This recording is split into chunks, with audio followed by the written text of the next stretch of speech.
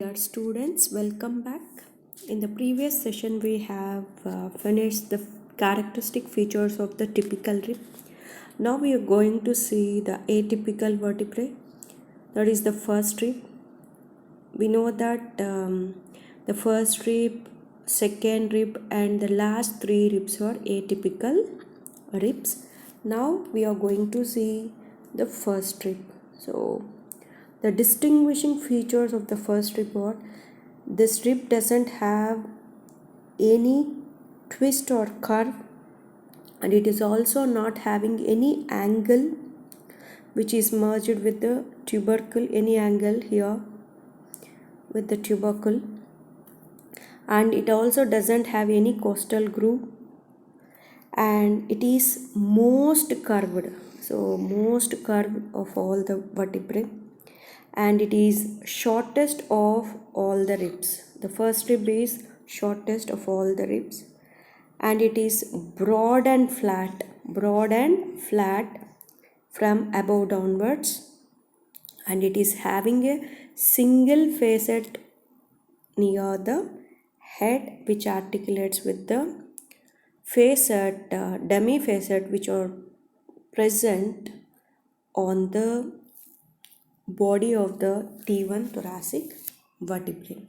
So, and also now we are going to see the identification, or now we have seen the identification of the first rib. Now we are going to see the determination of the side. So whether it is a right side or left side. Of course, this one is the left side, but how can you identify this rib as a left side? So it is having a rough surface, on the upper side, bearing two grooves, and which are facing upwards, So the first rib is having upper rough surface bearing two grooves facing upwards, and here the anterior end is expanded. And should face forwards and downwards, and it is facing forwards, and the end is facing forwards and downwards. And if you can see, the outer margin is convex. So by these features we can determine the side of the rib. Now,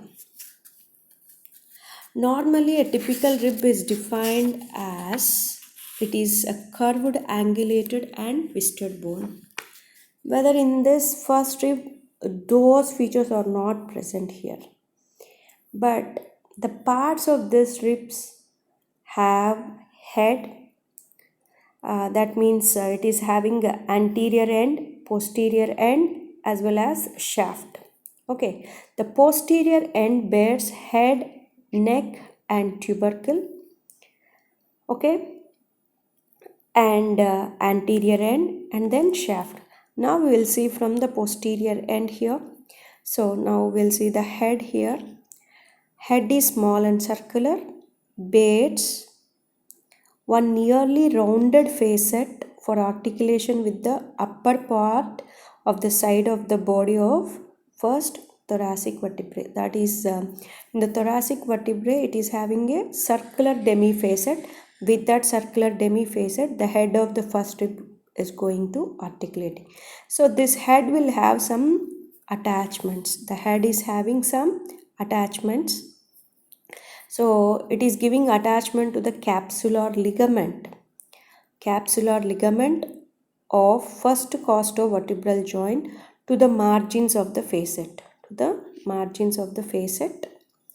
and a radiate ligament to anterior margin of the head, and a radiate ligament to the anterior margin of the head. Okay, so we have seen that radiate ligament in the typical rib. So for this also, on the anterior margin, so the costovertebral joint is having this radiate ligament. Okay, now coming to the neck. So neck is rounded here. Neck is rounded, faces upwards, backwards and laterally. Faces upwards, backwards as well as laterally. Faces upwards, backwards and laterally. Its posterior margin gives attachment to the inferior costotransverse ligament. So it gives attachment to the inferior costotransverse ligament, while the superior margin gives attachment to the superior costotransverse ligament. Superior costotransverse ligament. Okay. So the neck is rounded. So it is rounded, faces upwards, backwards and laterally. The posterior margin gives attachment to the inferior costotransverse ligament, while the superior margin, so the superior margin is present here. The superior margin gives attachment to the inferior costotransverse ligament. Superior margin gives attachment to the superior costotransverse ligament. Posterior margin gives attachment to the inferior costotransverse ligament. Okay, now coming to the tubercle is thick and prominent. Tubercle is thick and prominent, faces upwards and backwards. Tubercle is thick and prominent, faces upwards and backwards, coincides with the angle. But angle is not present here, isn't it? So it coincides with the angle.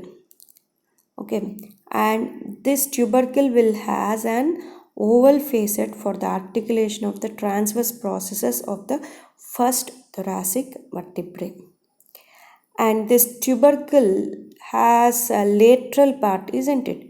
So that lateral part is non-articular, that gives attachment to the lateral costotransverse ligament. Okay, so this costotransverse joint is also having support from the inferior costotransverse ligament, superior costotransverse ligament and the lateral costotransverse ligament. Okay, now coming to the shaft. This shaft possesses two surfaces. One is the superior surface and inferior surface. Two borders, outer border and inner border. So the shaft possesses two surfaces, superior surface and inferior surface, and two borders, outer border and inner border. So the superior surface is rough and irregular. The superior surface is rough and irregular, and which is crossed by two oblique grooves, oblique shallow grooves, separated from each other by an ill-defined ridge. By an ill-defined ridge. This ridge ends at the inner border of the rib in a small portion called as Scalene tubercle. Scalene tubercle. So groove in front of the Scalene tubercle lodges. This tubercle in front of the Scalene tubercle lodges subclavian vein. Groove for subclavian vein. And groove behind the Scalene tubercle lodges subclavian artery. It lodges subclavian artery. Okay. And also lower trunk of brachial plexus. And also lodges lower trunk of brachial plexus. So these are the things seen on the superior surface. Now coming to the attachments on the superior surface, scalenus anterior. Normally the scalenus muscles or the neck muscles It is of 3 numbers: scalenus anterior, posterior, as well as the medius.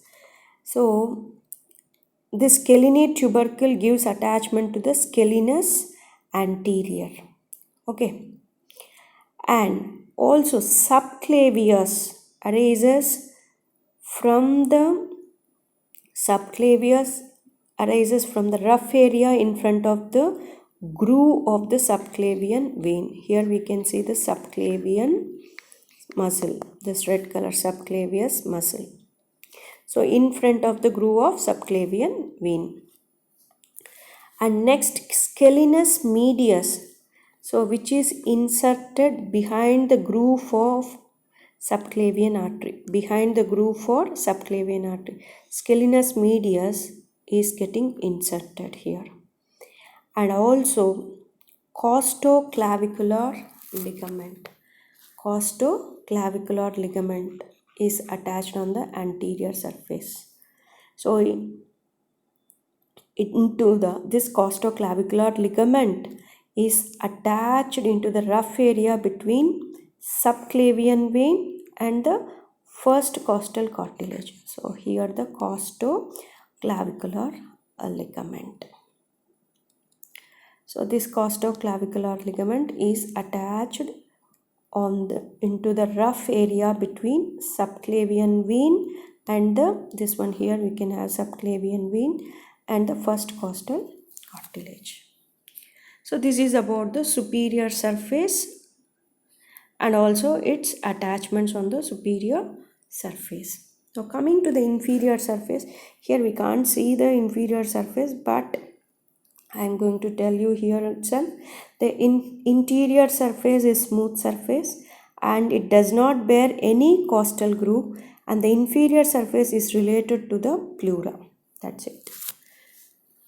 So pleura, where you have seen, so normally the first rib forms the lateral border of the inlet of thorax, isn't it? Below this first rib, it is related with the pleura of the lung. Okay. Now on the inferior surface, it is attached to the external intercostal muscle as well as the internal intercostal muscle.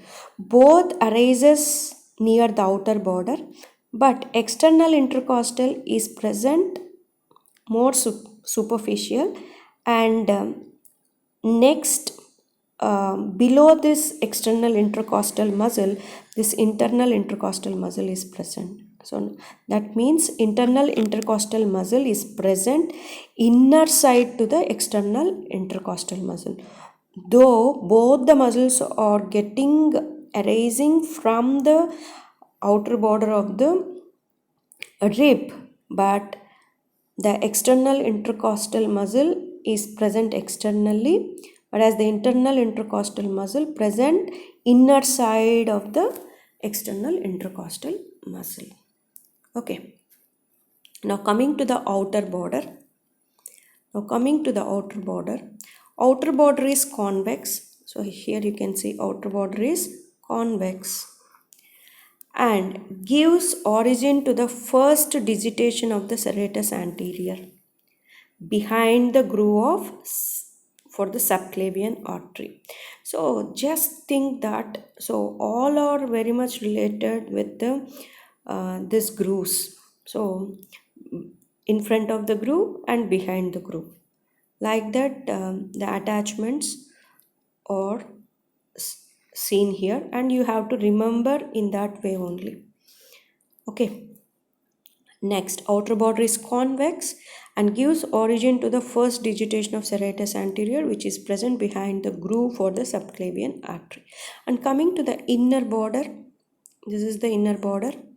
Inner border is concave and bears the scalene tubercle near its center.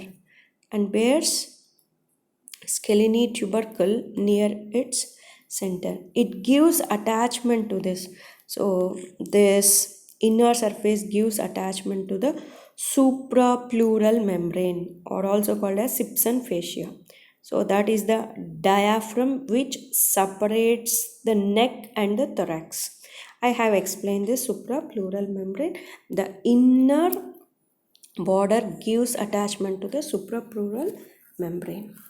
Now coming to the anterior end is largest and thickest of all the ribs and articulates with the first costal cartilage. Here you can see the first costal cartilage through which it is connected to the sternum. So this is about the first rib, characteristic features of the first rib. Okay. So, and if you can see the important relations of the first rib. So because of the obliquity of the first rib, the posterior end is higher than the anterior end. The clavicle is above the anterior end but below the posterior end. So here the clavicle will move will pass on like this, isn't it? So here the clavicle will move, runs, isn't it? So that means because of the obliquity, the anterior end is lower than the posterior end. The clavicle is above on the anterior end, but it is below the posterior end. The pleura and the apex of the lung arise above the anterior end of the first rib for 1.5 inches. So at the anterior end, this apex of the lung will come out about 1.5 inches. So now coming to the anterior relations. So anterior relations of neck from medial to lateral side. So it is having a sympathetic trunk. So this is the sympathetic tongue and superior intercostal artery and superior intercostal vein. Okay, so sympathetic trunk, superior intercostal artery, first posterior intercostal vein. So the same, and also first thoracic nerve. So we have seen such kind of relations. So this is the first thoracic nerve, superior intercostal artery, vein, and also this one is the sympathetic chain. And here we can't see this thoracic nerve. So this one is the T1, thoracic nerve, ventral rami of the thoracic nerve, and the lower trunk of brachial plexus. So from medial to lateral, these are the relations. And the upper surface, it is related to the subclavian vein artery. So I have already mentioned which is related to subclavian vein and artery. So the outer border is related to the first intercostal artery and vein. Here we can't see this one. So outer border is related to first intercostal artery and intercostal vein, and it forms the inlet of thorax. So from the medial side it forms the inlet of the thorax. So all structures at the inlet of thorax come in relation to it. So whatever the structures we have studied in the inlet of thorax are all related to the first rib. So this is about the important relations of the first rib. Okay. So in this we have seen the characteristic features of the first rib. How can you determine the side of the first rib and what are the parts of the first rib, and how many surfaces are present in the shaft and how many borders are present related to the shaft, and also about the anterior end as well as the posterior end. Posterior end is having a circular head and rounded neck and the tubercle. The anterior end is largest and thickest of all ribs, and the shaft is flat from above downwards, and the anterior aspect it is rough, and it is having two grooves and also a tubercle which is present at the inner border. So these are the main features of the first rib. Thank you.